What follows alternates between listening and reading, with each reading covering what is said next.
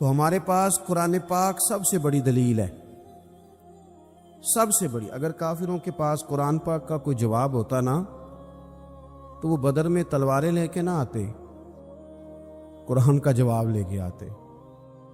جواب ختم ہو گیا تھا تو انہیں تلوار اٹھانی پڑی۔ قرآن پاک صداقت کی دلیل۔ ہمارے ہاں ہوا یہ کہ قرآن کے قاری تو اللہ کے فضل سے موجود ہیں، حافظ بھی موجود ہیں، ابھی انشاءاللہ صاحبزادہ صاحب کی بھی دستار بندی ہوگی، قاری ہیں، حافظ ہیں، عالم ہیں۔ ضرورت ان لوگوں کی ہے جو قرآن پاک سے محبت کریں، جو کسی قاری صاحب سے آ کے کہیں میرا دل کرتا ہے آج آپ مجھے سورہ ملک کی تلاوت سنائیں، میرا دل کرتا ہے سورہ رحمان پڑھ کے سنائیں۔ بڑی اچھی بات ہے، محفلوں میں رکے آتے ہیں، بڑی اچھی بات ہے، سونی بات ہے، لوگ فرمائش کرتے ہیں فلانی نعت پڑھو، لیکن چلو کوئی ایک رکا آ جائے کہ جناب سورہ یاسین پڑھو، کبھی آ جائے، دل کرتا ہے کبھی آ جائے۔ آیا نہیں ویسے ابھی تک، کبھی آیا نہیں، آنا چاہیے کہ نہیں آنا چاہیے؟ اچھا ایک اور مسئلہ ہے، نقیب، خطیب، نعت خواں، میری طرح جو بندہ بھی سٹیج پہ آئے گا وہ آ کے گا سارا قرآن حضور کی تعریف ہے، یہی کہتے ہیں سارے کہ سناندے شعر نے، بھئی سارا قرآن بقول تیرے حضور کی تعریف ہے تو پڑھ نہ چاہ رہا تھے، پھر وہ آئے تو ایک بھی نہیں سنا رہا سارا قرآن۔ بلکہ اب تو اللہ خیر کرے، میں تو اسٹیج پہ پریشان ہو جاتا ہوں جب نقیب محفل کو دوڑ دھوپ کرتا ہے نا بہت زیادہ، بھاگ کے ادھر چلے گئے، بھاگ کے ادھر چلے گئے، مائک نکال لیا، کہتے پرا بھاؤ جو میں جملہ دین لگا۔ تو کئی دفعہ پوچھنے کو دل کرتا ہے تو جملہ دین لگا ہے کہ بم چلان لگا ہے؟ بات کر جو کرنی ہے، اور جو بات تو نے اتنا زور لگا کے کی وہ بڑے آرام سے بھی ہو سکتی تھی۔ تو یہ مزاج نہیں سنجیدہ لوگوں کا، سنجیدگی فکر حسن ہوتا ہے زندگی کا۔ میری بات کی سمجھ آ رہی ہے؟ اور یہ اسٹیج والوں کی غلطی نہیں ہوتی، ہم جو سننے سنانے والے ہیں نا، میری ہمیشہ یہ رائے رہی ہے کہ نعت پڑھنا بھی بڑا کمال ہے لیکن اصل تو سننا کمال ہے، اس لیے کہ نعت صحابہ پڑھتے تھے اور مدینے والے محبوب سنا کرتے تھے۔ تو جب سماعتیں زیادہ مؤثر ہوں گی، مہذب ہوں گی، تو انشاءاللہ سننے والے بھی اسی ترتیب سے چیزوں کو مرتب کریں گے۔ عام طام پر سر مطلب قرآن پاک ہمارے پاس دلیل، اور قرآن پاک میں سچ مچ ہر چیز کا حل موجود ہے، لیکن اس کے لیے جو قرآن پاک سے پیار کرے، قرآن پاک سے محبت کرے۔ آپ یقین کریں کہ اب تو کئی دفعہ نا مشکل محسوس ہوتا ہے کہ کس طرح کر کے اللہ رسول کی بارگاہ میں جائیں گے۔ پیروں کے آستانے، محفلیں، جلسے، فلاں چیز، ہر شے زیادہ، تلاوت تھوڑی۔ یعنی محفل نعت میں ایک بندہ صرف قرآن پاک پڑھنے والا قاری، وہ بھی شروع میں لگا دو، اور 11 بندے نعت پڑھنے والے۔ بھئی آپ ضرور نعت پڑھیں، پر قرآن تو اصل ہے، قرآن تو کمال ہے، قرآن تو اعزاز ہے، اور قرآن ہی تو وہ چیز ہے جسے پڑھ پڑھ کے مدینے والے محبوب نے لوگوں کے دلوں کا زنگ دور کیا ہے۔ آپ بغیر قرآن کے کیسے انقلاب برپا کریں گے؟ اور اب بہت سارے لوگ ہیں، وہ آج کل ایک جماعت چلی ہے نا جو کہتی ہے صحابہ کے سب سے بڑے محب ہم ہیں، پھر ایک اور نکلی ہے جو کہتے ہیں کہ ہمیں زیادہ سمجھ آئی ہے، امام حسن سے بھی زیادہ سمجھدار ہیں، انہیں زیادہ سمجھ آئی ہے۔ اور خدا کے بندو، میرے رسول پاک کی ہر نسبت اگر حضور کی اولاد کی بات ہو تو میرے امام کہتے ہیں تیری نسل پاک میں ہے بچہ بچہ نور کا، ایک ایک بچہ حسن والا۔ اور کس بندے میں جرت ہے، اتنی طاقت رکھتا ہے کہ وہ یہ عقیدہ پھیلائے کہ نبی پاک کا کوئی صحابی ٹھیک نہیں؟ تجھے کس نے یہ اجازت دی ہے؟ اپنے قد کے مطابق بات کرنی چاہیے۔ یہ حضور کے صحابہ ہیں، حضرت ابو بکر صدیق سے لے کر سیدنا امیر معاویہ تک، حضور کا ہر صحابی آنکھوں کی ٹھنڈک ہونی چاہیے، تبھی عقیدہ اصیل رہتا ہے۔ یہ جو کمزوریاں دکھائی جا رہی ہیں یہ صرف کتاب و سنت سے، یعنی لوگ شعروں کے زور پر عقیدے تگڑے کرنا چاہتے ہیں۔ شعر ہم سے زیادہ کون پڑھے گا؟ ہمیں تو بیماری ہے شعروں کی.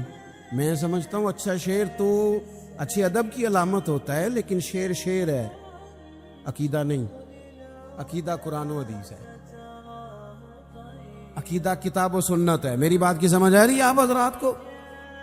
آپ شعر پڑھ کے عقیدے کو ہی مضبوط کریں گے؟ شعر وہ جو عقیدے کی تائید میں ہو. عقیدے کی اعلیٰ حضرت نے درجنوں آیات لکھی، حدیثیں لکھی، اور اس کے بعد شعر لکھا کہ تو زندہ ہے واللہ، تو زندہ ہے واللہ. تو یہ تائید میں ہے. بہرحال اس طرف جانا نہیں چاہتا. تو اصل ہمارے پاس قرآن پاک، اور قرآن کہتا ہے ذالک الکتاب لا ریب فیہ، تمہیں وہ شانوں والی کتاب دی ہے جس میں شک کی گنجائش ہی کوئی نہیں، کوئی شک ہی نہیں، بے عیب لا ریب. قرآن مجید اپنی ایک الگ تازگی رکھتا ہے، ایک الگ حسن رکھتا ہے، وقار رکھتا ہے. اور حضور نے پتہ کیا فرمایا؟ مولا علی راوی ہیں حدیث کے، محبوب نے فرمایا میرا قرآن کبھی پرانا نہیں ہوگا، اسے جب بھی پڑھو گے نا، جتنی دفعہ بھی پڑھو گے نا، جس رنگ میں بھی پڑھو گے نا، جس ٹائم بھی پڑھو گے نا، تمہیں نئی تازگی عطا کرے گا. اللہ نے توفیق دی ہے، کئی دفعہ گزرے ہیں، قرآن مجید کے ترجمے اور تفسیر کو دیکھا ہے، لیکن آج بھی جب دوبارہ پڑھتے ہیں نا کسی تفسیر کو، تو ایک ہی آیت نئے نئے معنی دینا شروع کر دیتی ہے، نئے نئے مفاہیم، نیا نیا حسن، نئی نئی جاذبیت. قرآن پاک پڑھے، قرآن پاک سے دلچسپی پیدا کرے، قرآن مجید کے ترجمے کو سمجھے، قرآن مجید کی تفاسیر کو دیکھے، اپنی دلچسپیاں قرآن پاک کے ساتھ مضبوط کرے. صحابہ کیا کرتے تھے؟ حضرت سیدنا ابو موسیٰ اشعری رضی اللہ تعالیٰ عنہ قرآن مجید بڑا سونا پڑھتے تھے. ہر بندہ ہر کام نہیں نہ کر سکتا. حضرت عمر فاروق، علم کا یہ حال ہے کہ حضور فرماتے ہیں میں نے خواب دیکھی ہے، خواب میں دودھ پی رہا تھا اور اتنا دودھ میں نے پیا کہ میرے ناخنوں میں بھی سفیدی آ گئی. فرمایا پھر جو بچ گیا میں نے خواب میں عمر کو دے دیا. یا رسول اللہ اس کا معنی کیا ہے؟ فرمایا اس کا معنی علم ہے. اللہ تعالیٰ نے حضرت عمر کو حضور کے علم کی خیرات عطا کی. اتنے بڑے عالم ہیں، لیکن حضرت عمر بڑے کھلے دل سے کہتے تھے بھئی قرآن ابی بن کعب سونا پڑھتے ہیں، لہذا تراویاں یہی پڑھائیں گے. وہ تراوی کی امامت کرتے تھے. ہر بندے میں ہر خوبی نہیں ہوتی، اور کسی کی خوبی کو تسلیم کرنا یہ بہت بڑے انصاف کی بات ہے. حضرت ابو موسیٰ اشعری قرآن پاک سونا پڑھتے تھے، تو کبھی ملاقات ہوتی تو حضرت عمر کہتے ابو موسیٰ یار ذرا مجھے میرے رب کی یاد تو دلا دے. تو وہ کہتے حضور آپ کو کوئی رب بھولا ہوا ہے؟ فرمایا ذرا یاد تو دلا. پھر وہ قرآن پاک پڑھتے، اور جب وہ قرآن پاک پڑھتے تو حضرت عمر روتے. قرآن مجید کے ساتھ اپنی دلچسپیاں، اپنا مزاج. مفسرین نے لکھا ہے کہ صحابہ جب ایک دوسرے سے ملتے تھے نا تو السلام علیکم کے بعد سورہ عصر کی تلاوت کرتے تھے. وہ کہتے تھے کہ اس کے اندر اللہ تبارک و تعالیٰ نے دین اسلام کی چیزوں کو، بنیاد اور اساس کو جمع کر دیا. اپنا ذوق قرآن پاک کے ساتھ. دیکھیں یورپ میں تھوڑے دن پہلے میں ایک آرٹیکل دیکھ رہا تھا. اب لڑکے اور لڑکی کو شادی سے پہلے باقاعدہ کورسز کرائے جاتے ہیں، موٹیویشنل اسپیکر کے پاس لے جایا جاتا ہے، کیونکہ وہاں مزاج ہے اکیلے رہنے کا، تنہا رہنے کا، تو شادیاں زیادہ چلتی نہیں، کسی کو برداشت ہی نہیں کرتے. وہ کہتے پہلے انہیں کورس کرا لو 2-3 ہفتے کا، انہیں سکھا لو کسی کو برداشت کیسے کرنا ہے. ویسے آج کل ہمارے ہاں بھی برداشت کوئی زیادہ کوئی نہیں. ہمارے بچے بھی جب سے موبائل آیا ہے نا، وہ بھی کوئی کونے ڈھونڈتے ہیں. چلو بچیاں نو کیا کھڑا ہے، سیانے بھی آندے نے بھائی نہ ہی کوئی کام دسو سانو. سمجھدار ترین بندے کئی دفعہ کہتے ہیں بٹیاں دی خواہش ہے جی پیر صاحب ایک فوٹو کھینچنی. میں کہا بچیاں دی ہے نا، تسی تے سائڈ دے ہو نا، بچوں آپ کدھر آ گئے بیچ میں؟ تو بچوں کی خواہش ہے. یعنی وہ جو خاص رغبت ہم نے موبائل سے پیدا کر لی، تو پھر بندہ تنہائی پسند ہوتا ہے، کسی کے ساتھ وقت نہیں گزار سکتا، مشکلات ہوتی. اب کتابیں لکھی جاتی ہیں زوجین کے حقوق پر، لیکچر دیے جاتے ہیں. میں کہتا ہوں ساری دنیا کے ماہر نفسیات کٹھے کرو اور سارے لیکچر ایک جگہ پہ، اور قرآن مجید کا ایک جملہ ایک جگہ پہ. ہن لباس لکم وانتم لباس لہن. اللہ فرماتے ہیں مرد عورت کا لباس ہے، عورت مرد کا لباس ہے. یہ آپ لے لیں، آپ نکال لیں جتنے لوگ بھی ہیومن رائٹس پہ بات کرتے ہیں، جتنے لوگ بھی آپ کو زوجین کے مسائل سکھاتے ہیں، جتنے بھی، یہ ایک جملہ کہ مرد عورت کا لباس ہے، عورت، اس سے بڑی بات مل نہیں سکتی آپ کو. 3 باتیں مفسرین نے لکھی، زیادہ لکھی ہیں، میں 3 عرض کرتا ہوں. وہ کہتے ہیں ایک تو بات یہ ہے کہ بندہ جتنا مرضی بھی سونا ہونا، لباس نہ ہونا پہنا ہوا تو بدصورت لگتا ہے. لباس شخصیت کا آئینہ دار ہے. وہی بندہ دیکھیں نا، میں کسی کی بات نہیں کرتا، میں پرسنل ذاتی طور پہ محسوس کرتا ہوں کہ میں ننگے سر بیٹھا ہوں نا، خالی ننگے سر، تو مجھے کئی دفعہ بچے بھی کہہ دیتے ہیں کہ بابا ٹوپی کدھر ہے. اور اگر آپ ٹوپی پر امامہ رکھتے ہوں، آپ کا اعزاز اور ہے. لباس سے انسان حسین ہوتا ہے، بغیر لباس کے نہ مہذب ہوتا ہے، نہ حسین ہوتا ہے، نہ شائستہ ہوتا ہے. اللہ نے کہا کہ تنہا تنہا زندگی کیسے گزارو گے؟ مرد عورت کا لباس ہے، عورت مرد کا لباس ہے. یہ ازدواجی زندگی تمہیں سجائے گی، تمہارے ہاں اولاد ہوگی، تمہارے رشتے بڑھیں گے، سسرال کے میکے کے رشتوں میں وسعت آئے. پھر دوسری بات مفسرین نے لکھی، مرد عورت کا لباس ہے. عورت، آپ کو سردیوں میں بھی لباس کی ضرورت ہوتی ہے اور گرمیوں میں بھی لباس کی ضرورت ہوتی ہے. یعنی اگر آپ شدید گرمی میں بھی باہر نکلیں گے تو کوئی آپ سے کہے گا او کپڑا رکھ لے وہی سیرتے. اس کا مطلب ہے لباس گرمی سے بھی بچاتا ہے اور سردی میں تو پھر ضرورت ہے ہی. تو یہ جو میاں بیوی ہوتے ہیں نا، یہ بھی ایک دوسرے کو دکھوں سکھوں سے بچاتے ہیں. یہ بھی گہرائی میں آپ اتر کے دیکھیں تو یہ ڈھارس بندھاتے ہیں ایک دوسرے کے لیے، یہ آسانی کا باعث بنتے. اور تیسری بات، جسم کے اوپر جتنے بھی داغ دھبے ہونا لباس سے چھپ جاتے ہیں.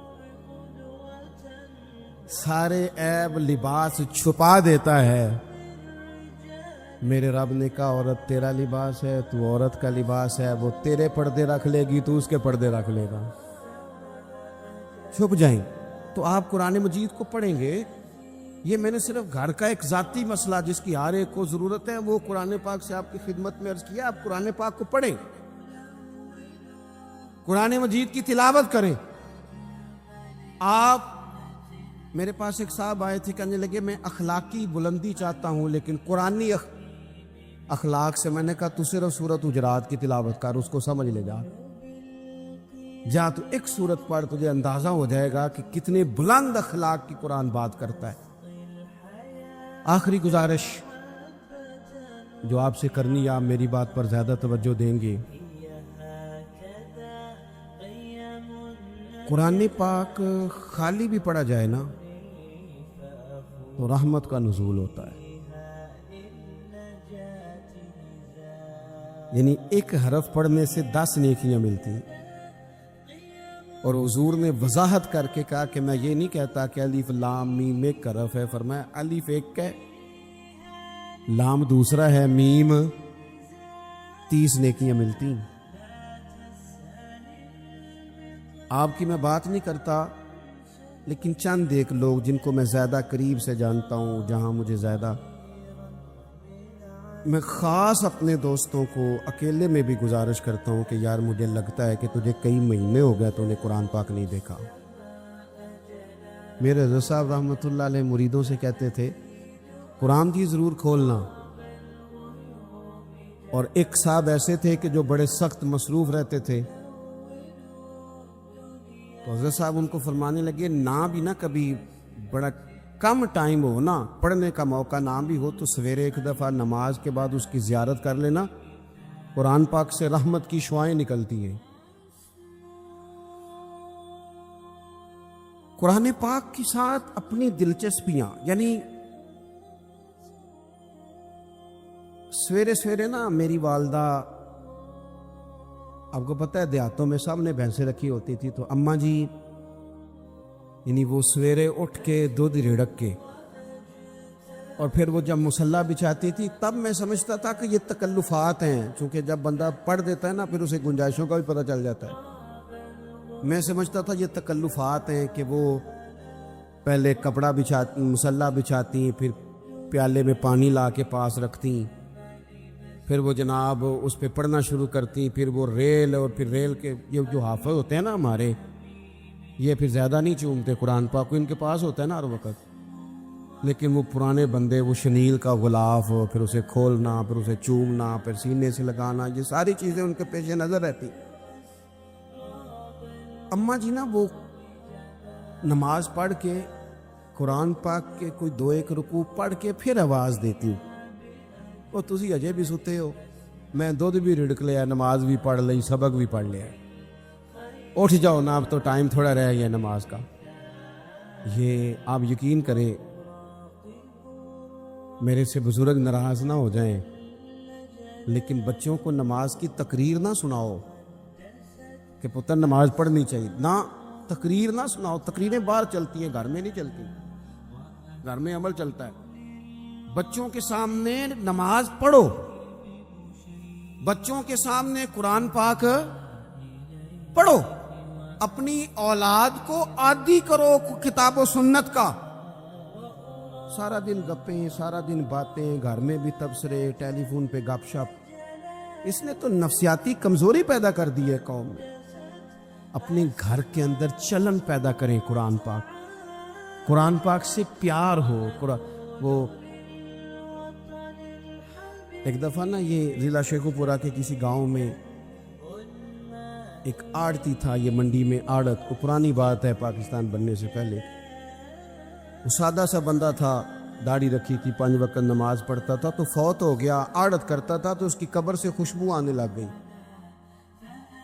کدی کسی پیر دی قبر چوندی تو پھر کوئی منڈیا نے وٹت کرنی سی پیراں دیاں نے، پھر تو کمال ہو جانا. اللہ خیر فرمائے، اللہ ماشاء اللہ. پھر کوئی کہانی، کوئی کرامت ادھر ادھر سے جوڑ جاڑ کے بھی لوگ بنا لیتے. لیکن وہ سادہ آدمی تھا، قبر سے خوشبو آنے لگ گئی، شور پڑ گیا، لوگ جمع ہو گئے. بندے نا آہستہ آہستہ وہ عدت ختم ہوئی تو اس کی خاتون سے کہنے لگے کہ مثلاً انگوٹھا چھاپ بندہ تھا، سائن بھی نہیں کرنے آتے، قبر سے خوشبو، آخر کوئی تو عمل ہوگا. کہنے لگی اسے نا قرآن پاک سے بڑا پیار تھا، پڑھا ہوا نہیں تھا تو ہر روز وضو کر کے نا دن میں 2 وقت قرآن پاک کھولتا اور پھر اس پہ لائنوں پہ انگلیاں رکھ کے چلاتا، رو کے کہتا مالکا غلطی ہو گئی ہے، میں نے پڑھنا چاہیے سی. اللہ تو جو بھی آکھے ہے سچی آکھے ہے، تیرا کلام بڑا سچا ہے، مالک تو بڑا کریم ہے، تو میرے واسطے خیر دیاں گلاں کی تھی. کہتے ہیں وہ قرآن پاک سے بڑا پیار کرتا تھا، بیماری، تندرستی، سفر، حضر، قرآن سے بڑا پیار کیا. لوگ سمجھ گئے یہی تو وجہ ہے کہ قبر کی مٹی سے بھی خوشبو آ رہی ہے. اچھا، میں بعض جگہوں پہ مجھے زندگی میں ایسے بھی تجربات ہوئے کہ یار یہ اللہ کی کتاب ہے. میں جہاز میں بیٹھا تھا تو موبائل پہ میں نے قرآن شریف کھول لیا، میں نے کہا چلو اتنی دیر کی فلائٹ ہے کچھ پڑھتے ہیں. تو ایک میرے دل میں بدگمانی آئی. کبھی کبھی پگڑی دالی والا بندہ میری طرح، اللہ معاف کرے، سمجھ لیتا ہے نا نیک بھی میں ہی ہوں، یہ بھی کبھی کبھی بدگمانی آ جاتی ہے. میں وہ تلاوت کر رہا تھا تو میرے دل میں خیال آیا، یار دیکھو سارے لوگ کانوں میں ٹوٹیاں لگائی ہیں، گپیں لگا رہے ہیں، قرآن پاک پڑھ لینا چاہیے تھا. تو ایک نوجوان، اس نے نا بال پیچھے یہاں ربڑ ڈالی ہوئی، عورتوں کی طرح، پینٹ شرٹ بڑی ڈاڑھی اور بڑا جدید فیشن کا اس کا سٹائل. تو میرے ساتھ جو سیٹیں تھیں ان پہ وہ بیٹھ گیا اور پھر اس نے فائلوں کے اندر سے سورت یاسین نکال لی. اور جب اس کو میں نے تلاوت کرتے دیکھا نا تو میں نے دل میں معافی بھی مانگی اللہ سے اور میرے دل میں یہ بھی خیال آیا کہ یہ اللہ کا قرآن ہے، مولوی وہ قاری صاحب، حافظ صاحب، وہ فلاں صاحب، اپنے جیسے لوگوں سے، نیک لوگوں کی بات نہیں کر رہا۔ وہ تو نہ پڑھے تو کیا سمجھتا ہے؟ کوئی پڑھتا ہی نہیں۔ یہ تو اللہ کا قرآن ہے، یہ پڑھا جاتا تھا، پڑھا جاتا ہے، اور قیامت کے بعد بھی پڑھا جاتا رہے گا۔ پتہ نہیں اللہ نے، یعنی اگر میں اور آپ نہیں پڑھیں گے تو یہ محتاج نہیں، کس کس سے رب پڑھوا رہا ہے، کون کون پڑھ رہا ہے، کس طرح لوگ پڑھ رہے ہیں۔ تو قرآن پاک سے محبت کریں۔ آج زور کے بعد پڑھ لیں گے کو 2 4 آیتیں۔ چلو میں کدوں آکے ہاتھ کھڑے کرو، یہ قسم چکو تسی نیت بھی نہیں پہ کر دے، تھوڑا سا پڑھ لیں گے انشاءاللہ تعالی۔ اچھا 2-3 دن میرے کہنے پہ پڑھیں آپ، 2-3 دن، صرف لمبا نہیں۔ میرا یہ تجربہ ہے، جو بندہ صبح صرف 2 دن الارم سے اٹھے نا نماز کے لیے فجر میں، تیسرے دن خود بخود آنکھ کھل جاتی ہے۔ اللہ نے نا یہ دماغ کا کمپیوٹر اس طرح کا بنایا ہے کہ نیند بھی اس میں فٹ ہوتی ہے کہ اتنے سے اتنے بجے تک سونا ہے۔ تو اگر آپ فٹ کر لیں گے نا کہ میں نے نماز میں اٹھنا ہے، پھر تلاوت کرنی ہے، تو انشاءاللہ تعالی آپ کی آنکھ کھلا کرے گی۔ آپ دیکھیں کہ اتنی بربریت اور اس جیتے جاگتے دیکھتے ماحول میں کہ جس میں ہر چیز کیمرے کی آنکھ دیکھ رہی ہے، اس میں اس قدر زیادہ اسرائیل کی جارحیت، اس کے جواب میں 2-3 تازیانے ہیں جو سمجھنے والے۔ ایک ہے کہ میں کوئی جذباتی بات کروں گا، آپ اس کی تائید کر دیں گے۔ ایک ہے کہ پہلوؤں پر غور کرنے کا وقت ہے کہ اتنے کٹھن ماحول میں بھی اگر مسلم امہ کے لیڈر بیدار نہیں ہو رہے تو آپ کو پس منظر سمجھنا پڑے گا کہ ہم نے نبی پاک کی محبت کے تقاضوں کو نہیں سمجھا۔ حضور سے محبت ہے نا، تو پھر نبی پاک کو تو سادہ طرز زندگی پسند ہے، حضور کو تو پسند نہیں ہے۔ اللہ کے محبوب نے تو دعا مانگ کے فقیری لی اللہ تعالیٰ سے۔ آپ کو پتہ ہے جب بندہ بہت زیادہ آسانیوں میں چلا جاتا ہے، بہت زیادہ اس کے پاس سہولیات ہو جاتی ہے، اس کا مرنے کو دل نہیں کرتا۔ خود نبی پاک علیہ السلام نے فرمایا قیامت کے قریب کافر تم پر جھپٹیں گے جس طرح بھوکے لوگ کھانے پر جھپٹتے ہیں۔ حضور کیوں، ہم تھوڑے ہوں گے؟ فرمایا نہیں، تمہیں دنیا سے محبت ہو جائے گی اور موت تمہیں بری لگے گی۔ اتنے بڑے بڑے بنگلے، عالی شان محلات، کس کا چھوڑ کے مرنے کو جی چاہتا ہے معاذ اللہ۔ نبی پاک کی محبت کا تقاضا سمجھو، ایسا نہیں کہ وہاں دولت آئی نہیں۔ حضور تو فرماتے ہیں کہ اللہ نے خزانوں کی کنجیاں میرے ہاتھ میں رکھ دی ہیں، لیکن میں نے عرض کیا مالک ایک وقت روٹی دینا اور ایک وقت کا فاقہ دینا۔ کنجیاں خزانوں کی اللہ نے دی۔ جب تک آپ اپنا طرز زندگی، یہ جو بہت دنیا کا پیار ہے نا، بہت زیادہ مرنے کی ہرس، یہ بہت زیادہ جینے کی ہرس، تو اللہ تعالیٰ نے قرآن پاک میں یہودیوں کا طریقہ بیان کیا کہ وہ کبھی مرنے کی تمنا نہیں کریں کیونکہ جینے کی ہرس رکھتے ہیں۔ نبی پاک علیہ السلام کے غلاموں، طرز زندگی جب تک سادہ نہیں ہوتا اور جب تک یہ دنیا کے جھمیلوں سے کسی کو دولت دے کر پیچھے کر دیا جاتا ہے، کسی کو عہدہ دے کر چپ کرا دیا جاتا ہے، کسی کو اقتدار دے کر چپ کرا دیا جاتا ہے، رسول اللہ صلی اللہ علیہ وسلم کے سچے غلام، ان ایک بات کی سمجھ آ گئی تھی کہ ہمیں ہمارے رب نے کہا ہے قل ان کنتم تحبون اللہ فاتبعونی یحببکم اللہ۔ اے محبوب آپ ان سے فرما دیں اگر رب سے محبت کرنا چاہتے ہیں تو آپ کی پیروی کریں، اللہ خود ان سے محبت فرمائے گا۔ جب رب بھی ان کا ہو جائے گا، جب رب بھی ان کا کی محمد سے وفاتو نے، تو ہم یہ جہاں چیز ہے کیا، یہ لوح و قلم تیرے ہیں، اس کا کیا مطلب ہوا؟ لوح و قلم، قلم لکھتی ہے نا تقدیریں، مقدر فیصلے، تو لوح و قلم تیرے ہیں، اس کا مطلب یہ ہے کہ پھر رب کریم تیرے اوپر فضل کرے گا، اور وہ جن فیصلوں کی امت کو دیانت سے چاہت ہے، اللہ اپنے فضل سے وہ فیصلے فرمائے گا۔ جب تک زندگی حضور کی غلامی کی طرف نہیں جاتی، وہ اللہ تعالیٰ کی تائید نہیں پاتی۔ حضرت عبداللہ ابن حذافہ رضی اللہ تعالیٰ عنہ کو رومیوں نے قید کر لیا تھا، اور جب رومی آپ کو قید کر رہے تھے، پکڑ رہے تھے، جنگ میں کچھ موڑ ایسا آ گیا کہ بظاہر مسلمانوں کے قدم پیچھے ہٹ رہے تھے۔ 1000 آدمی نے، 100 آدمی نے مل کے آپ کے گرد گھیرا ڈالا اور بڑی مشکل سے آپ کو گرفتار کیا۔ جب بادشاہ کے سامنے لے گئے نا، تو بادشاہ سے اس کا سپہ سالار کہنے لگا کہ بندہ ضائع کرنے والا نہیں۔